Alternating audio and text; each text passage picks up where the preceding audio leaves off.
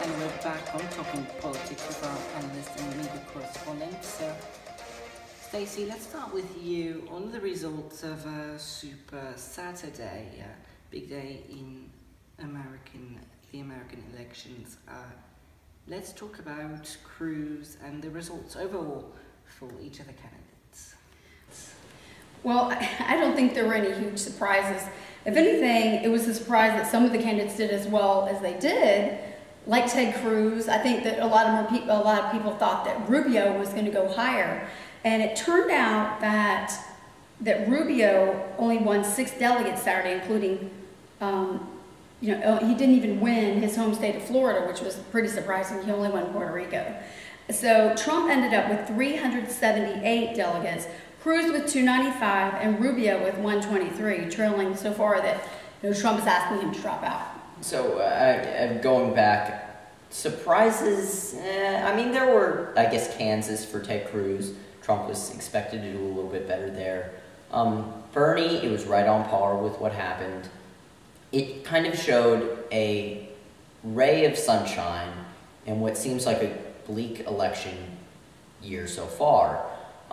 It's relatively good news, or it can be constrained for the Cruz campaign, that they're winning some states, that they won Maine, which was way outside his comfort zone, and there's still, or at least he's trying to develop himself as a viable option to Donald Trump.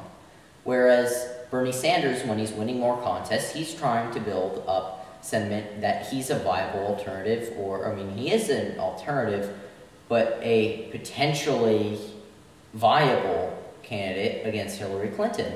So the past Super Saturday really played a large role in showing that argument against who some might say the inevitable frontrunners are.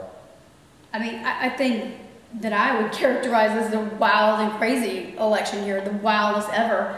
And I do think that Trump has changed the tone of campaigning and of presenting yourself and things that candidates shouldn't say and do.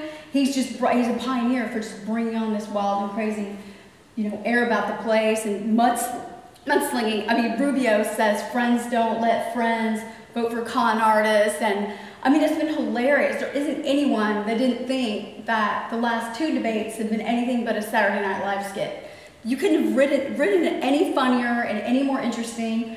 And then the day after, they're like throwing water bottles and making jokes, and it's just been a wild ride. And I think it's been a boost for politics in general, for the average person who normally doesn't care and is uninvolved. And all of a sudden, you've got this superstar of Donald Trump just trouncing the other characters and just as such a dominant peacock personality.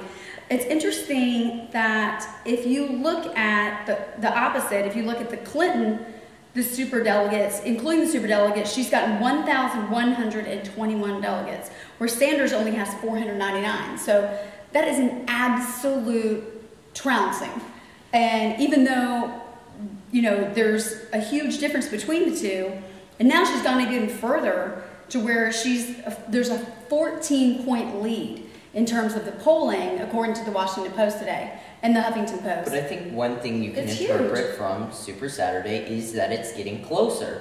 That although some may argue that they might pull away, they aren't yet. It's not in that process. You can argue tonight that in Michigan and Mississippi that Hillary Clinton and Donald Trump might kind of take a lion's share of delegates. But at least for right now, it's narrowing.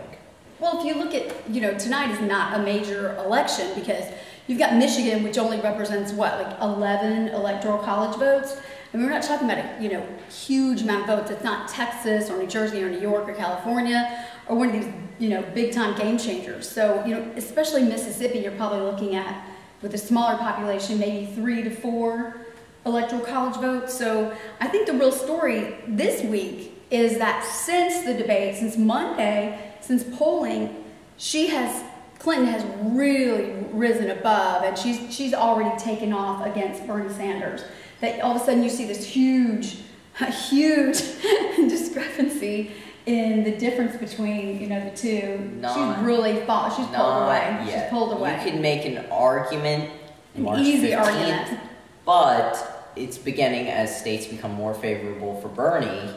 It's going to get closer, and I think Super Saturday was kind of the beginning of it beginning to narrow. And I'm not saying Hillary Clinton would win. I mean, Bernie would win, but it at least shows that he's in the fight until the convention, and that he can hang in there because some of the states that are favorable to him. I'm not saying he's going to have a chance at actually winning because of things such as superdelegates, but it's still a possibility that he could really do some damage to Clinton along the way. Well, the thing is, at the end of things, he's not going to end up taking that many votes away from her as she, widens her lead. I think hanging in there is a lot different than being 3-4 points away, being 14 percentage points in the polls is what we're seeing. She's really pulling away, and I think the entire time that was no surprise that the American voters were not going to put in a socialist. There's 14% in one poll. Nationally, it's going to get much closer. In terms of delegate count, that's a different story, particularly superdelegates. But in terms of national polling between the two, I think Bernie is definitely going to do really well. In fact, he might overtake Clinton again, like he previously was not that long ago, in national polls as time progresses. Well, if you look at the actual superdelegates and delegates we were talking about, it's an even bigger blowout. Because we're talking 1,121 delegates versus 499. Right. That's an even huge blowout. That's delegates and including superdelegates. That's both. Included. That's both.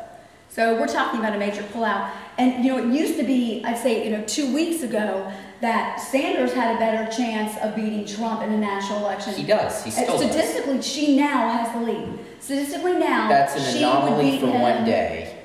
Sanders long term. Okay, so one day it shows on some fringe poll that Hillary has a better shot for one day. I'm not saying I don't think that Huffington Donald Trump Post does, and Washington Post but are fringe, Hillary has a worse chance publishing at beating Trump than Bernie Sanders does.